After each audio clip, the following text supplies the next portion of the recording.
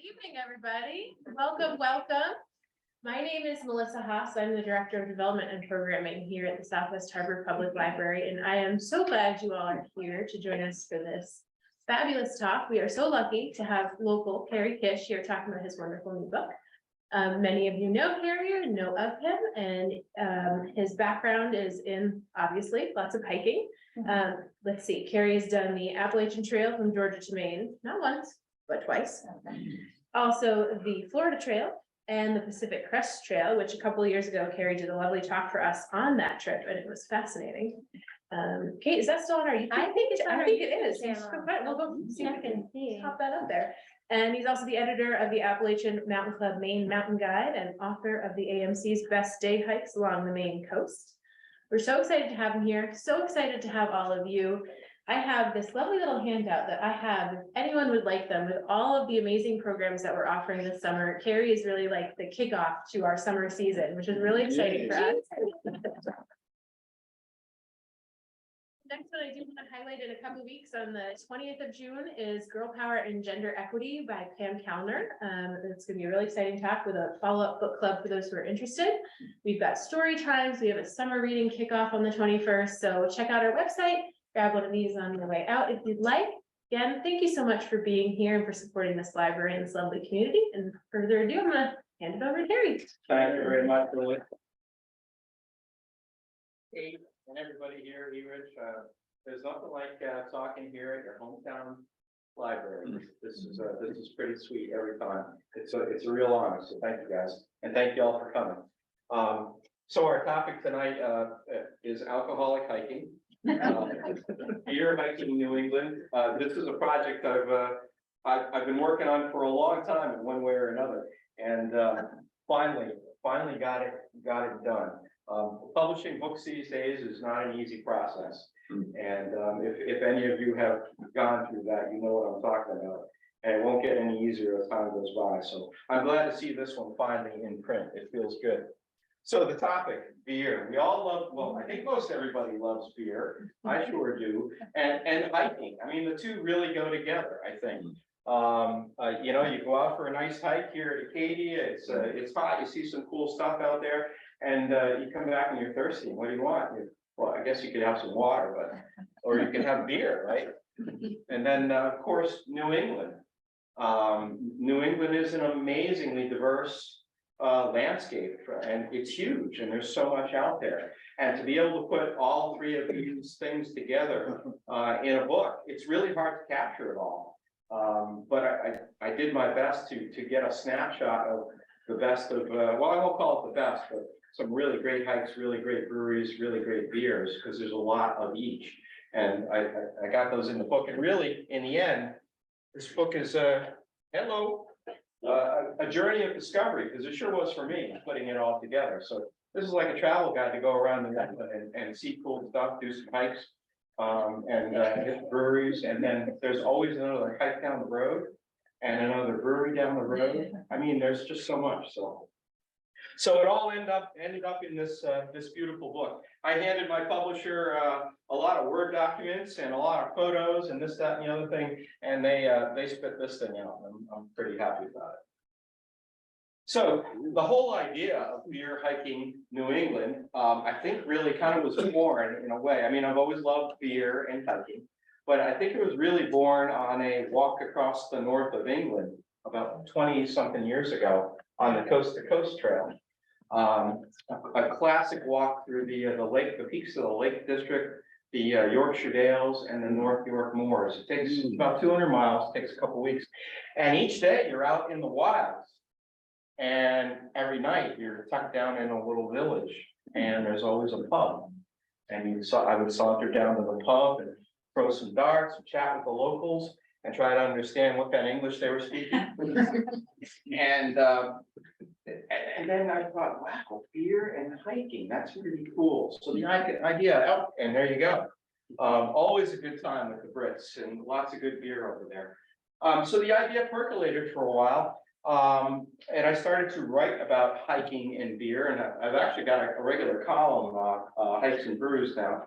But in various outlets, I was writing about hiking and beer, and then one day my lovely wife Fran, right there, said, you know, you ought to start thinking about putting it all together in a book, and I started writing a book about hiking and beer in Maine. At the time, we had 140, 150 breweries and all that. But that kind of never materialized from a publishing standpoint. Hello, folks. So there was a lot of big projects like this, there's always ups and downs. And I was disappointed that I couldn't find anyone who was interested in a book on beer and hiking in Maine. So I stumbled upon Beer Hiking Pacific Northwest. And I thought, wow, this is a cool idea. And this was maybe just what I needed. I contacted the author on Facebook. He got right back to me. I happened to be in Key West, sitting poolside under a palm tree, drinking a beer, listening to Jimmy Buffett. And this is how weird life gets. And he gets back to me and says, you got to talk to my publisher. And I emailed his publisher. And the next day I'm having a Zoom call with my publisher, potential publisher, in Lausanne, Switzerland, from Key West, Florida. And he says, you want to do beer hiking New England? I said, deal. Okay. But I had already committed to something, which I didn't tell him right off the bat. I had committed to hiking the Pacific Crest Trail the following spring. So I started working on the book. And then I said, well, is it going to be the book or is it going to be the hike? I'm not getting any younger. I really want to do the hike. I'll see what he says. So I got hold of my publisher and I said, I really want to take 6 months out of the project, do this hike. He said, if you're going to hike 2,650 miles from Mexico to Canada, you go. The book can wait. Cool. So I get back. I continue the research because it's wintertime in New England. You can't really do much, right? I get out to go in the spring. We all know what happened right around March of 2020. So that kind of stopped me up there. It messed everybody up, right, for a while. And certainly those first 4 or 5 months were pretty uncertain with all that was going on. And breweries, nothing was open. You could hardly get groceries. But finally things started to open up and I got to work out in the field again. So I really did the bulk of the field work from the early part of the pandemic right through to the end of 2021. So it was a pretty compressed period. So New England, unbelievable. I thought I knew, I've been living in New England for most of my life, and I thought I knew New England. Well, it turns out I didn't know squat about New England. I'd hiked a lot of different places, but there's so much out there. 10,000 miles of hiking trails, and 700 breweries, tap rooms, brew pubs, you name it. Where in the world do you start? Well, you start like this. This is what a book looks like before it all goes anywhere. This is my research pile, probably one of many, but I bought every guidebook there was. I did all kinds of internet research. I had notes and blah, blah, blah. Well, you know what a plan is. Plan's only good till you get out in the field and then everything changes. So it was amazing. Out in the field, a lot of this was hit or miss. I had to match up 50 hikes and 50 breweries. And sometimes there was a great hike, no brewery. Sometimes there was a great brewery, no hike. And then, all of the different combinations. So I think I stumbled upon, and I did stumble upon a bunch of hikes and a bunch of breweries that had no idea. Sometimes I was just driving down the road. It's like, well, that's a brand new brewery. And I know there was a hike down the road. Bang. Go in, have a beer, people are great, place is cool, and the same with the hikes. So a lot of these were really trial and error. So you'll find in here a mix of, the marquee hikes, Mansfield, Mount Washington, a few others. You'll find some regional favorites, and then you'll find some ones you've never heard of before. And I think sometimes those are the best. What I was striving for was some pretty good geographic distribution. I wanted all kinds of different hikes. I wanted a bunch of different kinds of breweries, and I could always get different beer and spread it out all over New England. And I think I succeeded in that regard. So the book is real pretty, I think, and gives you good, straightforward information. What I love is that I had to take notes, and I'm a beer drinker, not a beer expert by any means. I now know how it's brewed. I've seen that. I know, well, And I know that you only rent beer, I figured that out, right? We know that. I figured that out in a big way, but I had to take notes on, you know, like I was a wine taster while I was a beer taster, so it was pretty cool, all the things I learned about how to taste beer, what it tastes like, how to describe it. And then I always compared my notes, if I could, with the brewers. And I often took their language instead of mine, but I got pretty good at it at the end. And you'll find featured beers with each of the hikes. Although all of these breweries, they make a great diverse tap list of beers most times. So you can try anything you want, but these were just favorites of mine. And then some colorful stuff on background history, what you're gonna see as you do the hike. And then perhaps my favorite part of the whole journey was the information I was able to put together on the different breweries. And each of the breweries has a really unique character. If you've been around to a few around Maine and New England, you know, all the people have a story to tell, the people behind the bar, the owners, the brewers, they're always in a unique place, unique atmosphere, and they just have a great story to tell, and I'll tell you a few of those. By the way, if you have any questions, we're fairly informal here, so just shout them out. So we can't hike 50 hikes tonight. I wouldn't dare do that to you. But I did want to take you around to one in each of the 6 states, kind of show you what I saw and kind of how the whole process went, show you some pretty places. I think we'll go to Rhode Island first, beautiful place called Tillinghast Pond. This is the Nature Conservancy's largest preserve in Rhode Island, about 2,200 acres, a boatload of trails. And I put together a nice hike around the pond and out into the backcountry there. And this is one of the ones, I did a bunch of these twice. Sometimes the weather wasn't always good the first time. Sometimes I'd walk half the hike and my GPS wasn't on, you know, that kinds of stuff. So there were, or you go the wrong way and you got to go back and tweak it. So that's just part of the whole guidebook writing thing. But it's a beautiful place. Lots of scenic outlooks around the pond. There's observation decks and whatnot. And I caught it out the second time on a beautiful fall day. And it's about a 5-mile hike. You go through some old farm fields, hay fields. There's old stone walls. There's an old farmstead there. Classic New England stuff. And what I found, I think Rhode Island surprised me of all the 6 states, surprised me the most. And I think Fran agrees. When I first started thinking about Rhode Island, it's like, okay, well, there's Interstate 95, there's Pawtucket, there's Provincetown, and I've been to Newport. What else could there be in Rhode Island, you know?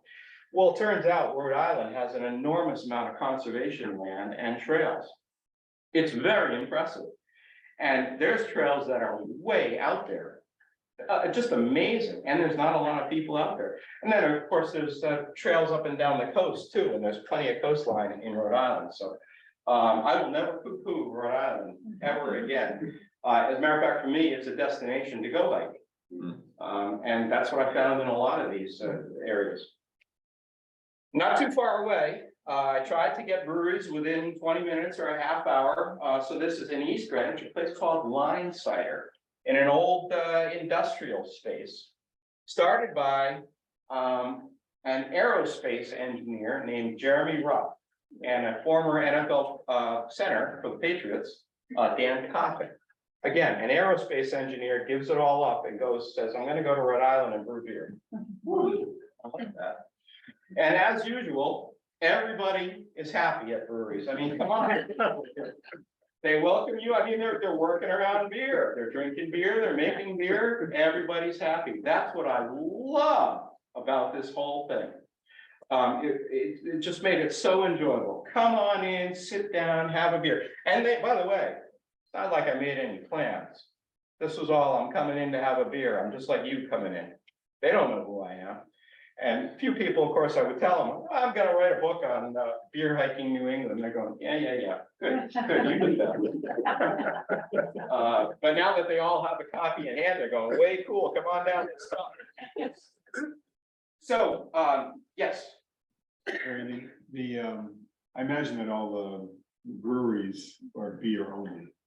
the brew pubs would have a glass of wine possibly? Oh, no, a lot of these places will have wine, they'll have seltzers, non-alcoholic drinks, non-alcoholic things for the kids. A lot of these places are family friendly, dog friendly, kid friendly. It's pretty neat. They're really trying to attract a whole array, top to bottom of different people, and they're real community meeting places, most of these places. That's great. They've got what you need. Kind of nice. Yeah, we went to one place in an old barn and it was like this really hippie couple that with goats and stuff. And inside there's all these young families and they were selling onesies, like the beer brewery, logo onesies. It's pretty neat. Everything. So you'll find, there were some breweries that, New England IPA has been all the rage for about 10, 12 years now. And it's definitely the most popular craft beer available and almost anywhere now. But you can get, you can get the porters and stouts and the lagers and the pale ales and that kind of thing as well. Most places. These guys, they're, by the way, Line Cider, the name of the brewery, is named after the state fish of Rhode Island. Any anglers in here? The striped bass is a line cider. And their two most popular beers, I love these, the Stripa. The Stripa, NEIPA, and Seven Stripes, both were the striped bass because the striped bass had 7 stripes. So my MO oftentimes, especially early on, was to go in and order a flight, which I always recommend, and kind of taste things. I always ask, hey, what's the popular beer? What's the flagship? Was I just outside and it was 90 degrees? I definitely want to try a sour, that kind of thing. And then I would often have a full pour of what I wanted to feature that day. And this is typical of me enjoying my beer. I drank a lot of beer over the course of the project, but these guys were great. So, and the other thing, with the whole pandemic. I don't think I'd eaten out of 2 food trucks in my entire life. And food trucks really, well, in my mind, really kind of became a thing during the pandemic, and they've stuck around. It's pretty neat. So most of these breweries, like Massachusetts, especially Vermont, during this time, you couldn't order a beer without ordering food. So that's where the food truck thing came in, because you couldn't go inside a lot of times early on. And that's also why I made multiple visits to these places. As the breweries I love started to open up, I would go back and get more of the flavor, actually be able to get inside that kind of thing. So yeah, it's great to be able to get munchies and all of that from these food trucks. So let's go over to New Hampshire. I was looking for a way to get Mount Washington into the book, but I didn't want to kill all my beer hiker folks like you with a 4,500 foot climb up from, say, Pink of Notch up to the summit and around the top and back down, because by the time you got back down, you're going to be ready to, call it a day, and that's not good for beer drinking. So I concocted this plan to drive up the auto road to the 6.5 mile mark. Oh, let's go back here to a place called the Cow Pasture. And if you're familiar with the Alpine Zone on Mount Washington, this is the beginning of the Huntington Ravine Trail. So I developed a hike around the summit, all above 5,000 feet, all above tree line, about 6 miles long, and about 1,700 feet of elevation gain. And if you catch it on the right day, and again, this is a hike I did twice to get it right, it's phenomenal. It's just phenomenal. You go through the Alpine Garden, over across the lip of Tuckerman's Ravine, up over the Tuckerman crossover. I'm trying to think of all the trails. The Crawford Path, the Gulf Side Trail, the West Side Trail, and then up to the top. And partway along, you hit Lakes of the Clouds. That's the top of Mount Washington on a terrific day. And you do get a stop, kind of the halfway point is at the Appalachian Mountain Club's Lakes of the Clouds hut. So it's a great little wayside middle of the day. Now, of course, Mount Washington has the worst weather in the world. So you really do want to pick a good day for this. It's hardly worth it to be up there, but you don't always know. The weather can change. It is New England after all, and especially up there. So you want to be real prepared for this, like, know what the heck you're doing and have plenty of warm stuff with you, weatherproof clothing. I caught it with my friend Amy on 2 fantastic days, as you can see. This is, I was up there late August and then again in early September. Mount Clay, Jefferson, Adams, Madison, just fantastic. And you really feel like you are on top of the world, and you are, because you're on the rooftop of New England, the highest point in the northeastern United States. And it's a busy place. Some people don't like Mount Washington because there's so much stuff. You know, P.T. Barnum, the circus showman, called this Mount Washington the 2nd greatest show on earth because of the view and everything that was going on. And I think he was right. I just love it though. You can go up top, you can get a great bowl of chili in the Sherman Adams building. I know that. But you do have to put up with the crowds, whether they come by the R Road or the Cog Railway or by the trail. And if you've been up top in the summertime, you know you got to wait in line. The actual stuff. So down below in the valley, oh, and of course, if you do this hike, you get the sticker. You get the sticker. I got 2 of them, but I did it twice. Down in the valley, in the Mount Washington Valley in Intervale, on the kind of the going into North Conway, I found at the time a brand new brewery called Ledge Brewing, opened up by a couple of young guys, technical climbers, you know, they're out doing rad stuff, great guys. And that's what they wanted to attract. They wanted to have a place where, you know, people who were interested in the outdoors doing stuff like them, climbing and hiking and backcountry skiing could gather. But of course, everybody is welcome. And it's a great space. It's in the old model train museum space there in Intervale. Beautiful bar, beautiful setup. And this is Ian. Ian Ferguson is one of the owners. He gave me a great tour when I was there. And he also insisted that I sample one of all of their beers. This was part of the hard duty that I had to endure. But I took one for the team so that you could know more about beer in New England. Yes. When you say sample, do you mean that you took a sip from each one of those when you drank them? I took a sip from each one of these until I got down to about here. And then I would sip this one until I got down to about there. You make it all the way across. I'm a beer camel. I'm a beer camel. Great brews, again, great lineup. I think their flagship was the As You Wish New England IPA. And I always try to take a 4-pack home with me, or a growler or a crowler or that kind of thing, because you can never have enough around. So let's go down to Connecticut. Again, a surprising state for me. I thought I knew Connecticut, but nope, not so much. One of my favorites was Barn Island, which is in the southeast corner of the state on the Long Island Sound over by Rhode Island.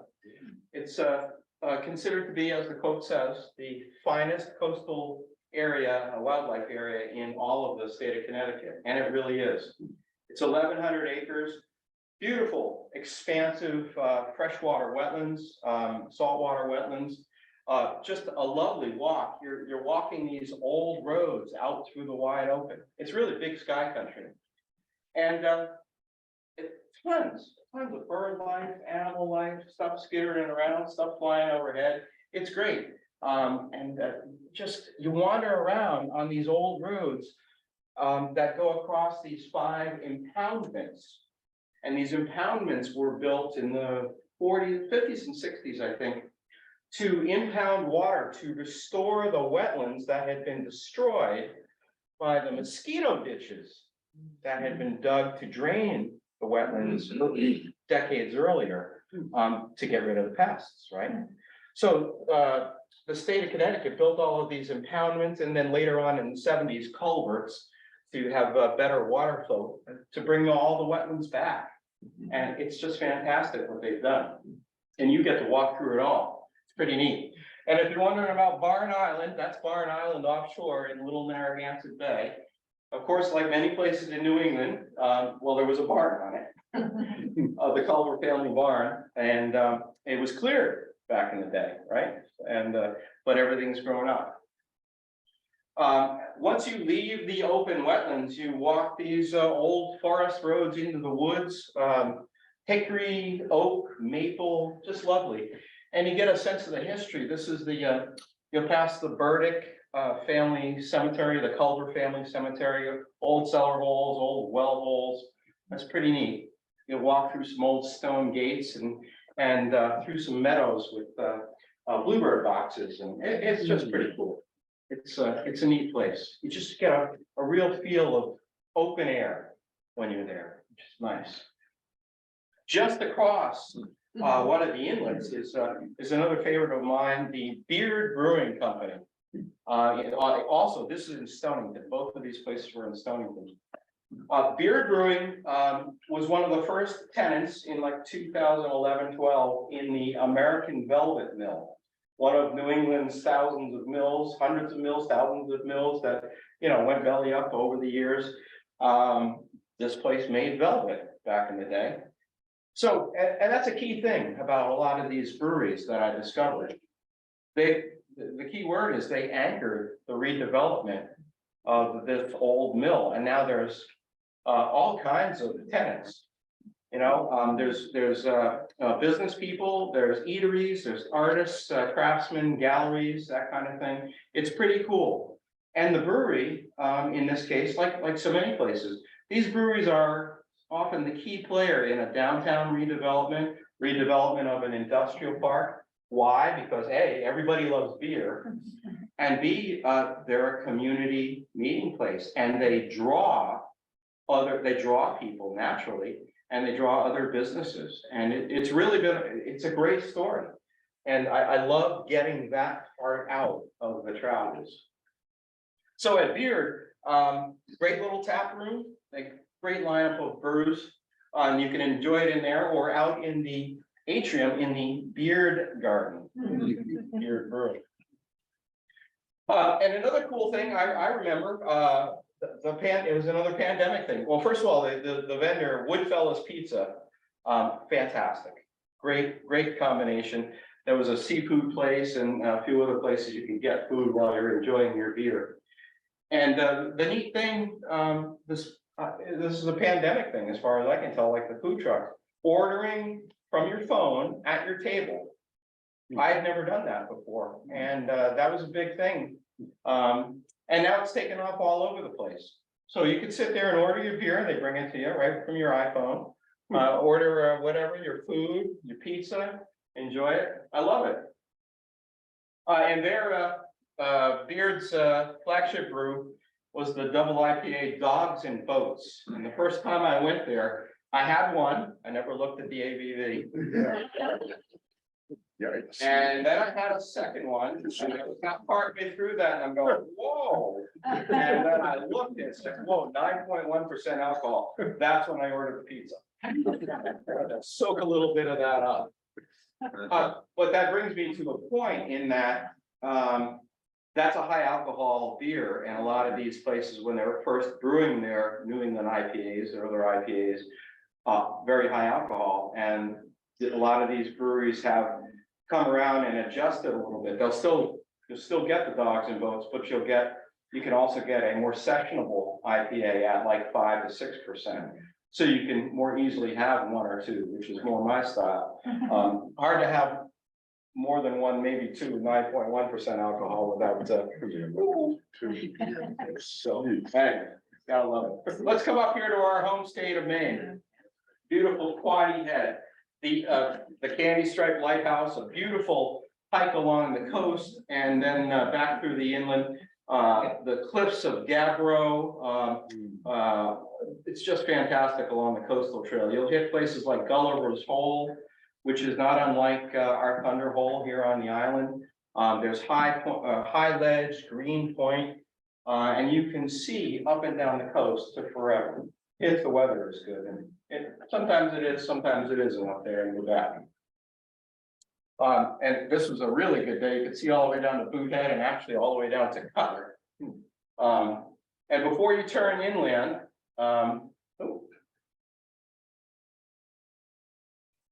we go. Got it? Going the wrong way. There we go. We did catch it. Fran and I were there a couple of times, caught some nice wildflowers, the iris, the sheep laurel. And before you turn inland. Okay, I got a little delay going. All right. Okay, there we go. You want to go out to Mincy Field, which is, if you're there in the summertime, it's full of wildflowers, and you hit Carrying Place Cove, which is a great place for lunch partway through your hike.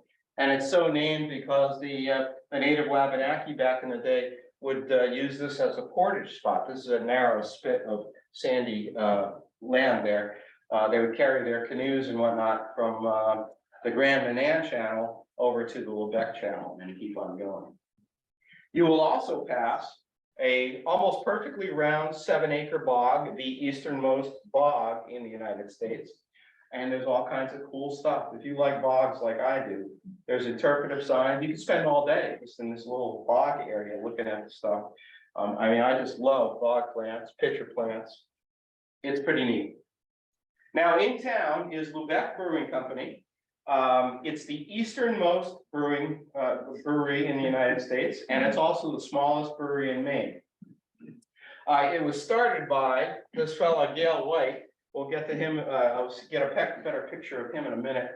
Gale is a nuclear physicist who came to Helvetiq around 2010-ish on vacation, fell in love with Helvetiq, tossed everything, and moved to Helvetiq and decided to open a brewery brewing German-style beers. A nuclear physicist. I love that. And he brews a little bit of everything. These are great beers, and they all have a good story. They have great names and a good story to them. And Gale and his wife are always there, and they'll tell you the salty stories behind each one of these. I can't remember, but my favorite is the Quaddy Head Red. That's their logo with the mermaid with the red flowing hair. But great stories with each of these. And you know how they say Maine is just a big small town? His wife was one of my 7th grade French students. Because she said, your voice sounds so familiar. She said, did you used to teach French? I said, yeah. She said, "I was-" So you can enjoy your beer in the tasting room inside, which has comfy couches and chairs, or you can have it on the corner, out in the corner flower garden. Either way, you're gonna meet, Helvetiq's a real melting pot. You're gonna meet people from all over the place, all over the world. And again, you're meeting, you're having beer and you're having conversation. It doesn't get any better.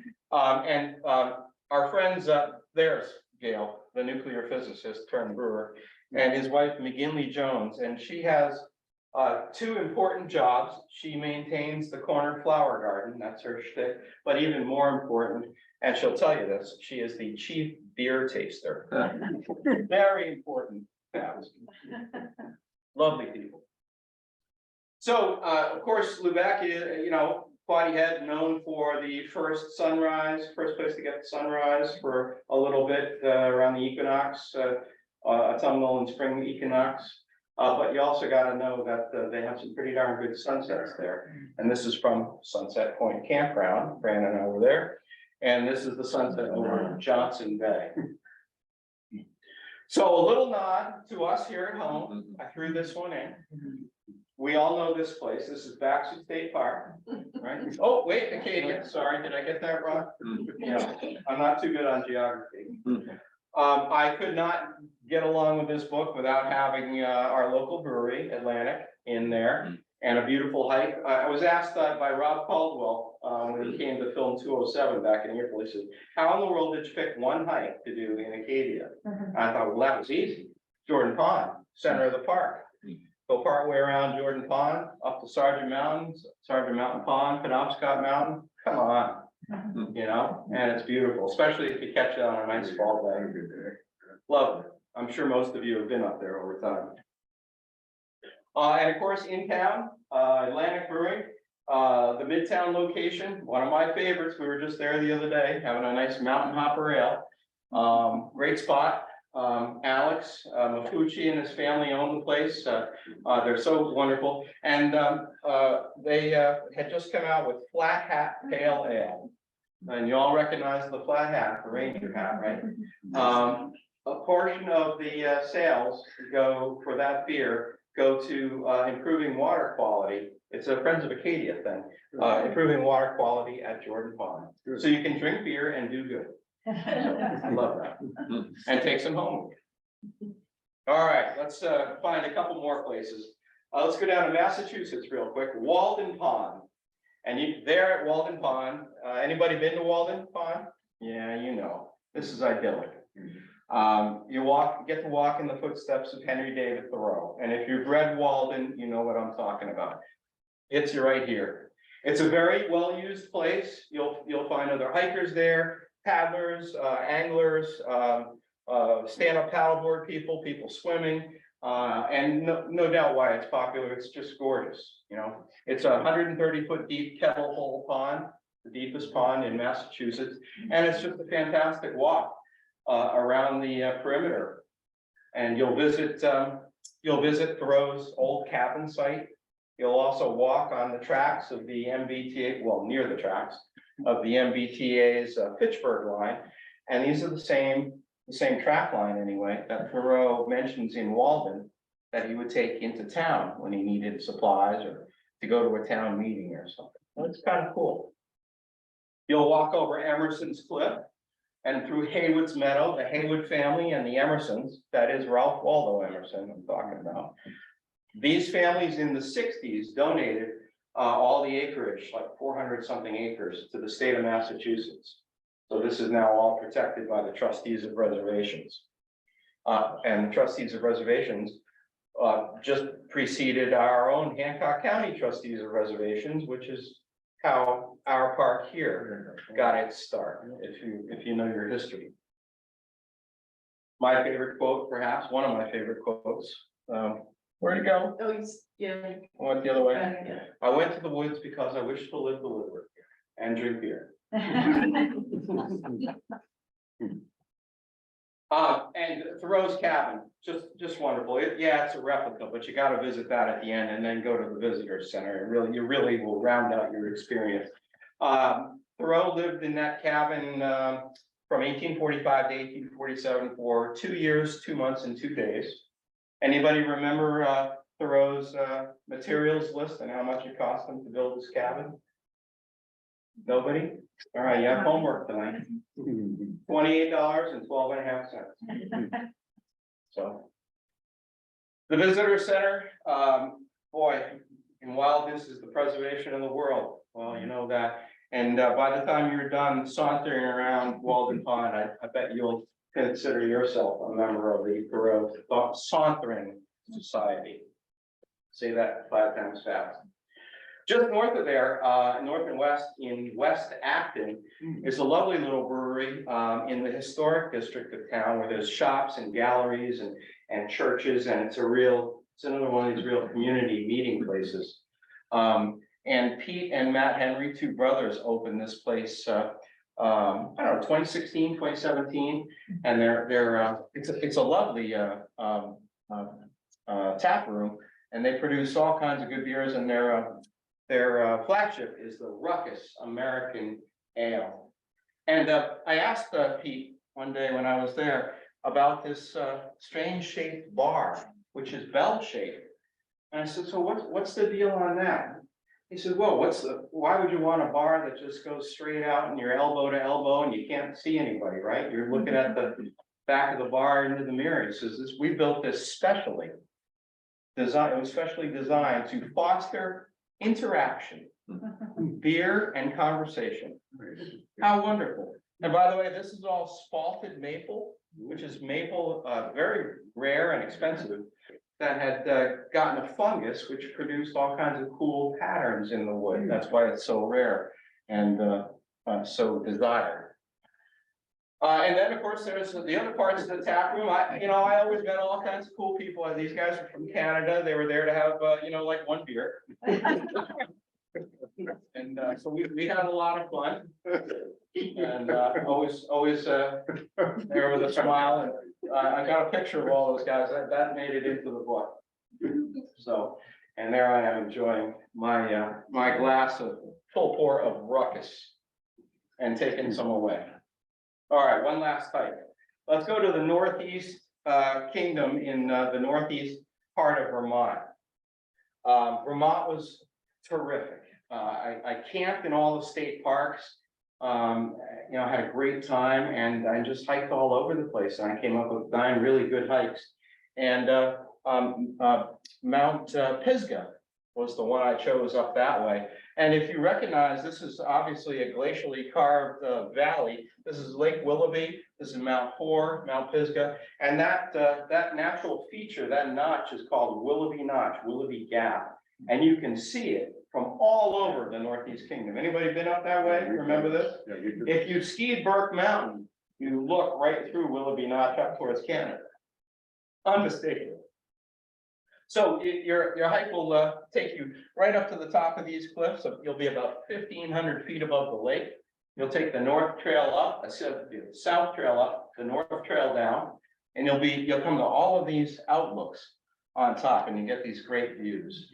And you can see, if you're looking west, you're looking all the way to the crest of the Green Mountains. Geez, up into Canada, Owl's Head, Mount Mansfield. Geez, there's a lot of them. I think you see all the way down to Camel's Hump.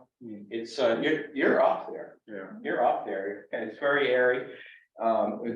Great place for lunch, sitting up there with your feet hanging off the edge. And you're looking 1,500 feet down, and the lake itself is another 300 feet deep. It's pretty cool, all carved by glaciers. Great spot.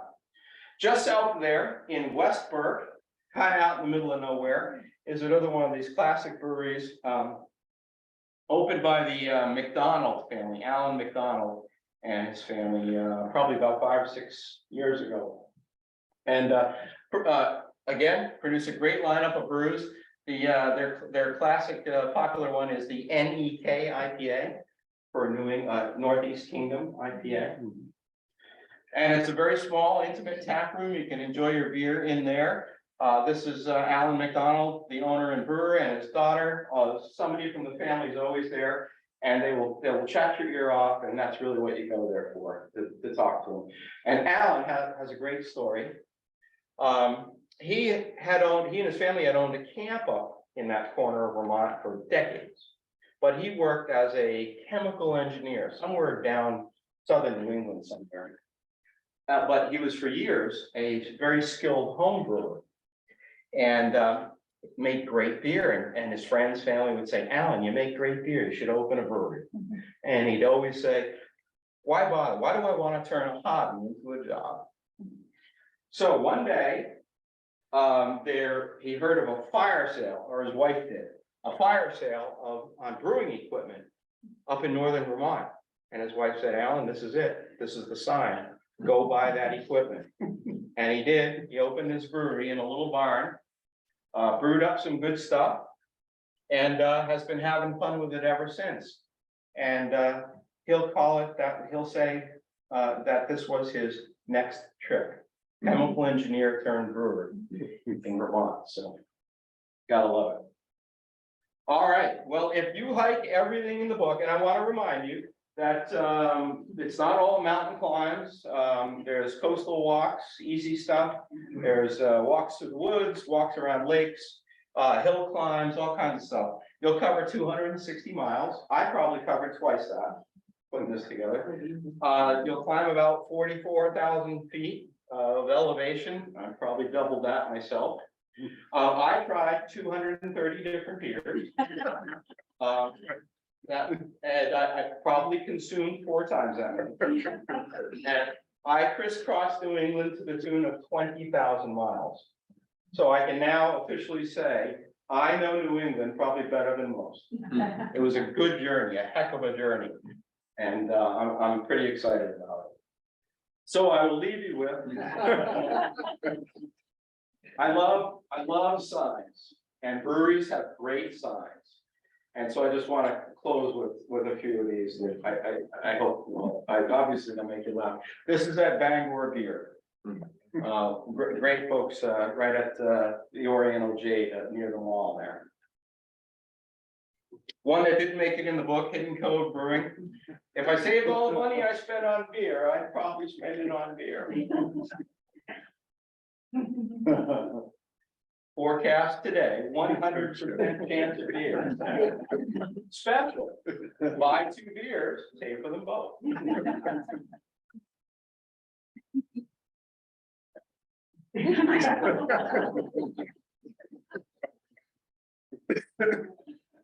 You know, I looked at this for the longest time, and then I realized this guy right here. This is what I look like after 2 dogs and both.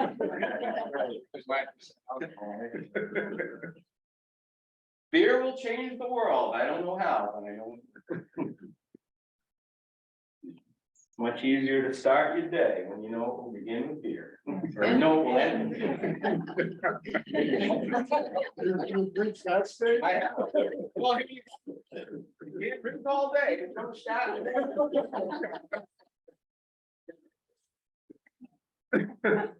Now, if you've ever had a beer out with me, you'll know that my favorite salute is "Cheers, big ears," and I never knew that was Australian until I saw this poster. Cheers, big ears. I can definitely say that I, and hopefully you will be too, if you want to strive for something big in your life, you want to be a certified beer taster. We all know this one from college. Yeah, I hear you people out there. This was on my friend Amy's copy.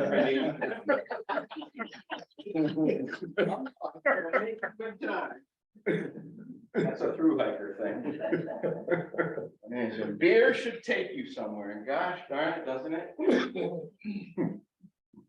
Beer, brew, enjoy, empty.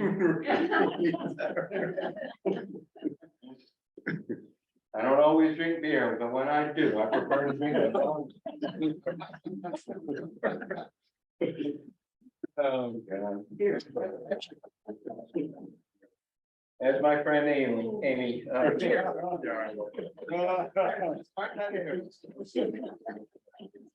Yes, she is giving me the thing. My friend Amy is a ski rider over in New Hampshire, and her husband Charlie. They have a ski house up in Franconia and a house down in Henniker. And I spent a lot of time hiking with Amy and staying at their place. They really, they were wonderful companions. So I thank them for their, all of that during the course of this book. So last one, my dear mom passed away 4 days before her 97th birthday in February. And Mom was a big supporter of me throughout all of my years, and certainly for this book.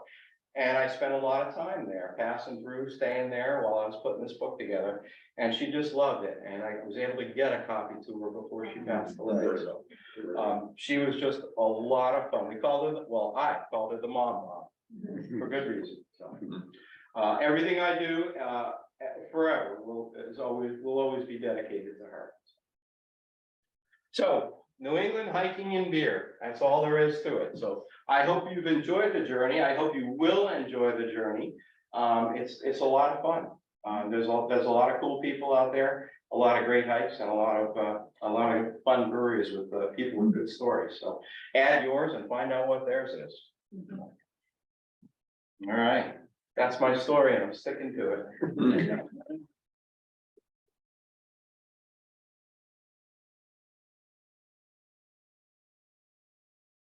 Do we have time for a question or two? Yeah. Anybody got a question? Gotta ask about the chicken wings and the broken. Oh, all right, I'll tell you that story. I put them at the end because I often run out of time, but I do have, I have 100 stories. We could sit down over 10 beers and go through a few of them, but chicken wings and broken teeth, I'll tell you this one. I had done one of the very first hikes in the whole procession of hikes for this book, Mount Shaw over in East Central New Hampshire. And it was a nice hike. It was one that was recommended to me, highly rated in the guidebook. Well, I did it. Great view at the top. Trail, not so much. Trailhead parking, bad signage. Yeah, the trail marking, not so good. So it's like, okay, well, here's a wasted day. And there were a few of those, because I didn't always know what I was getting into. So, trial and error, hit or miss. So with that in mind, I headed for the brewery that I paired up that hike with, Hobbs Tavern in West Ossipee. Great old Victorian farmhouse from the 1800s. Sat down and ordered up some beer. The beer was good. Got hungry. It had been a long day. Got a salad and some chicken wings and bit into the first one and promptly broke my front tooth right now. And I thought, well.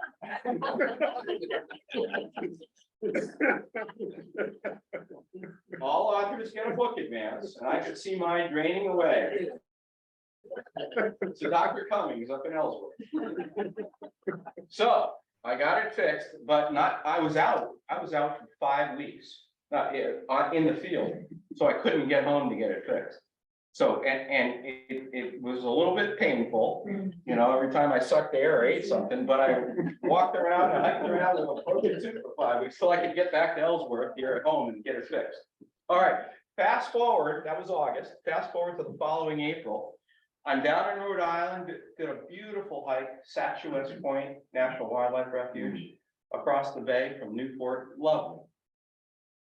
So that was gonna be a winner. Went into Middletown proper, went to Connecticut Brewery, lovely little English style pub.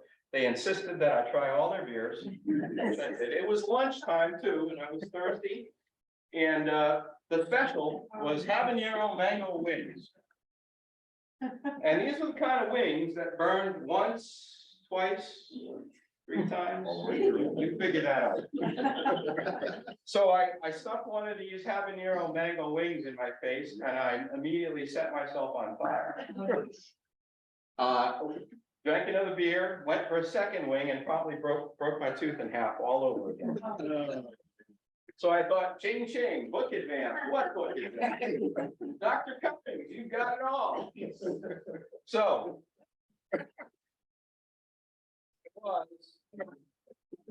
So this is a couple of years later, this spring, the tooth was going bad again. It needed a crown.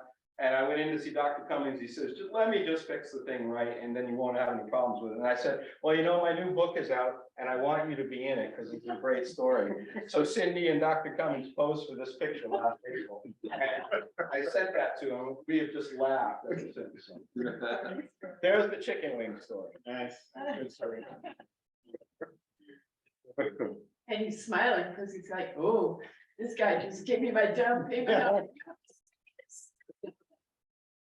Here, have my book advance. Yes. You mentioned at one point pet-friendly trails and breweries and so forth. Is there anything in your book that designates that, so that someone would love to take his dog hiking and drinking? Well, here's what I found. I think except for the Nature Conservancy preserves, all of them allow dogs. And I do have a section for each state on dog leash laws. Yeah. So you can look that up. But I think most states want you to have your dog on a leash, not even under voice control, but on a leash. But you can find that information out. Most places allow dogs. Carey, when you read the book, I remember reading that each hike in each brewery has a little symbol whether it's dog friendly or not. Thank you. Fran knows more about my book than I do. Yes, so yeah, they're almost all dog friendly, I think, except for Nature Conservancy preserves, of which there are a couple in here, and then maybe 1 or 2 others, but for the most part, very dog friendly. But not all the breweries are. So you really do want to check. Not all these places want kids, not all of them want dogs. But most do. So as a general rule, you're kind of free to go. Anybody else? How long did you work on the book? How long did I work on the book? In earnest, about 3 years. Yeah, it takes time. To drink all that beer. I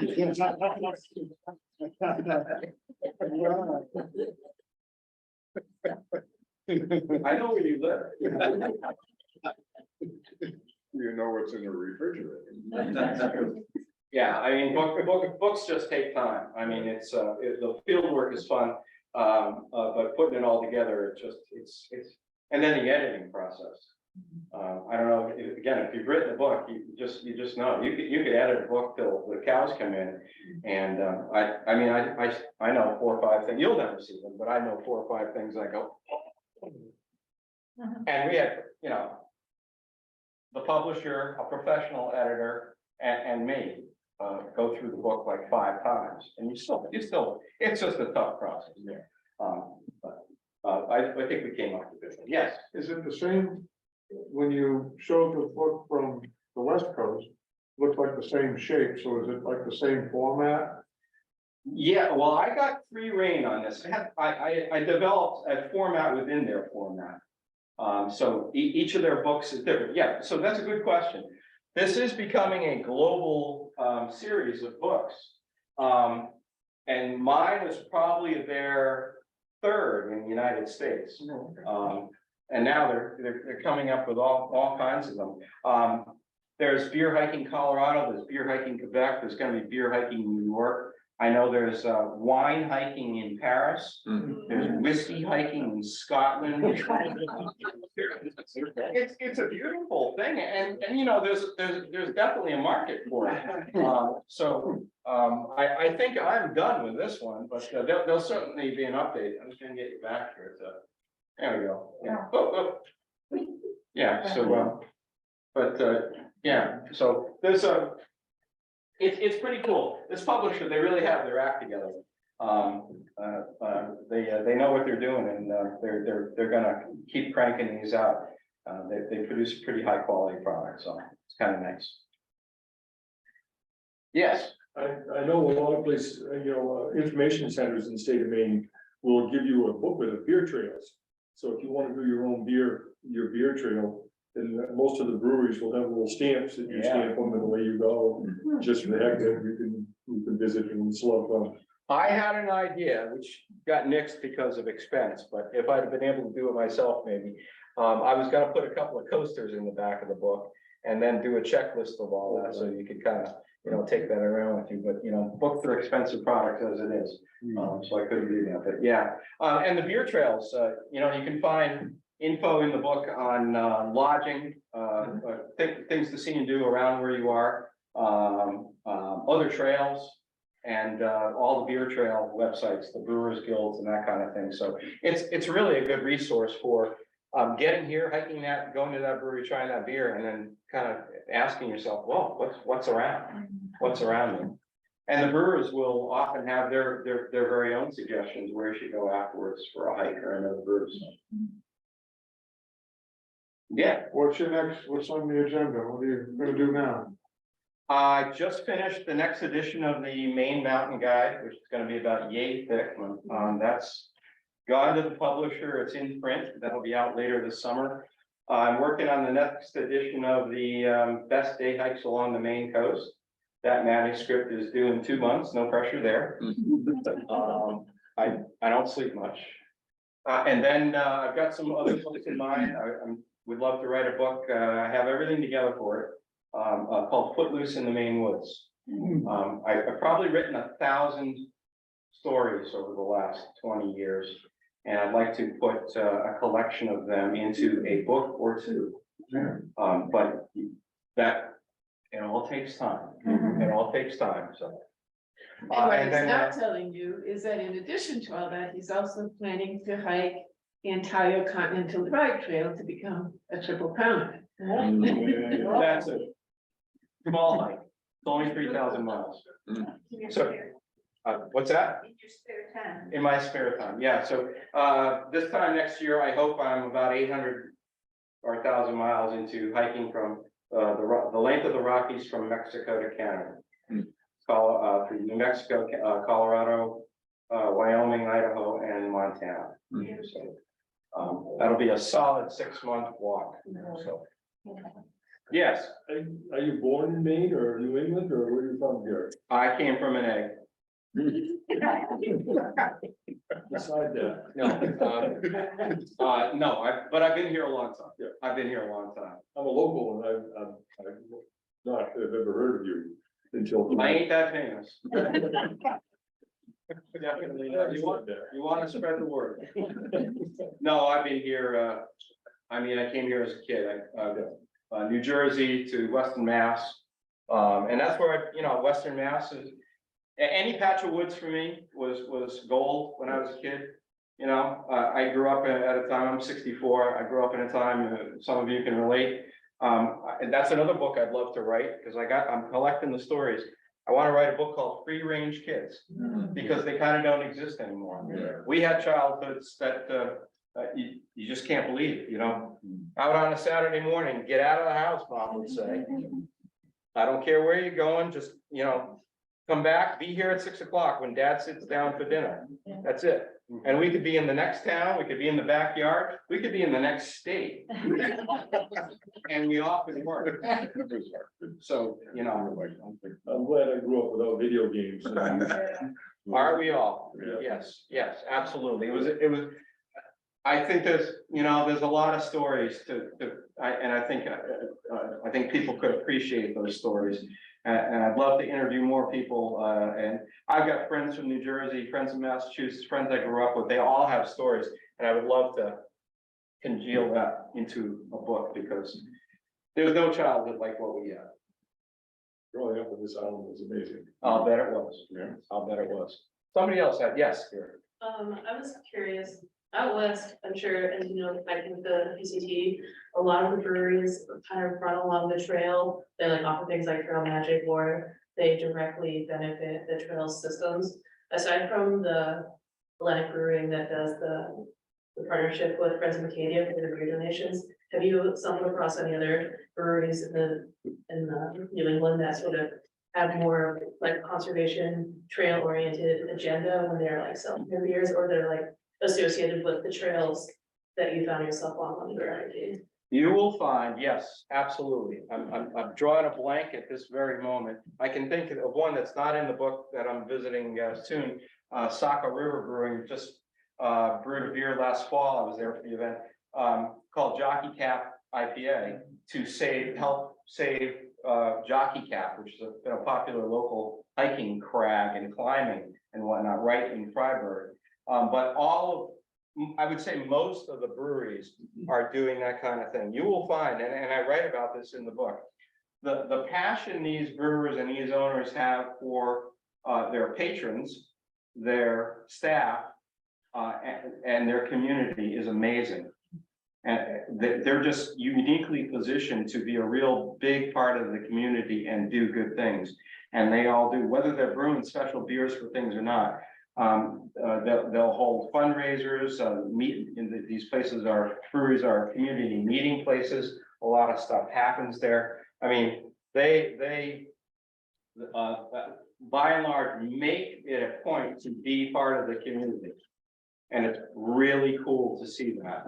It's very heartwarming. So I'm trying to think of other beers right now, but most of them do. They'll put it's not much to put a special label on an aluminum can now and donate 1%. Oh, you know what? Now that I can think of it, Bravo Brewing in the wilds of a town called Pasco in northwest Rhode Island. Now, they didn't have a special beer when I was there, but Chris Mishu, the owner and the brewer, donates 1% of his sales. He's an ex-Air Force veteran.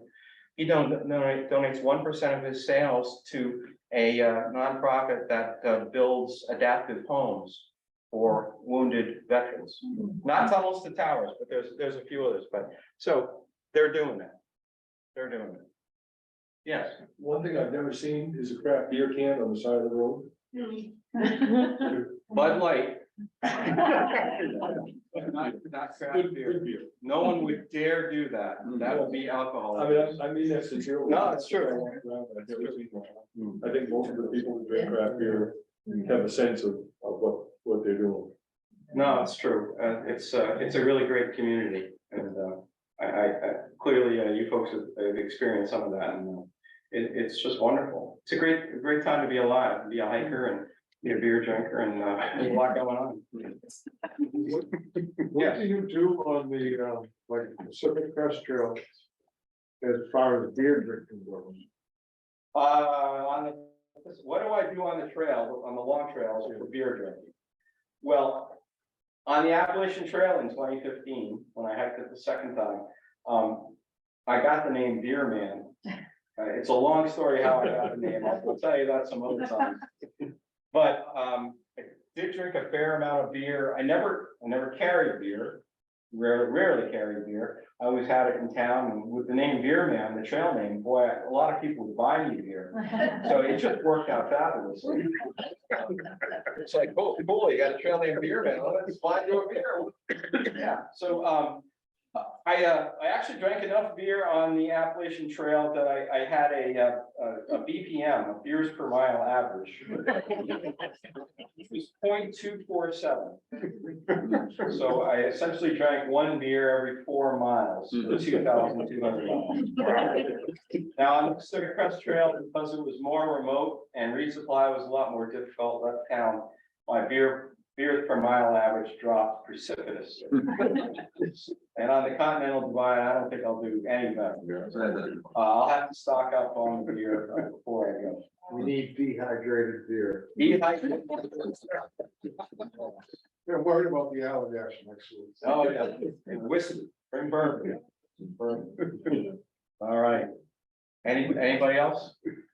Well, listen, thank you so much. Thank you, Gary. Thank you, Kate. Thank you, Melissa, everybody here at the library. I love it. Thanks for coming. You know what? You gotta have a selfie. All right, hang on. Don't go anywhere. Say hi. I'll cheers, big ears. I'll have some books if anybody wants one. I'm on Instagram and Facebook. So And anyone who's registered, and if you're not, you can come talk to me or send us an email circulation, and we'll be sending a recording of this with all the links that he mentioned and information about our other programs. So thank you so much for coming tonight. thank you guys.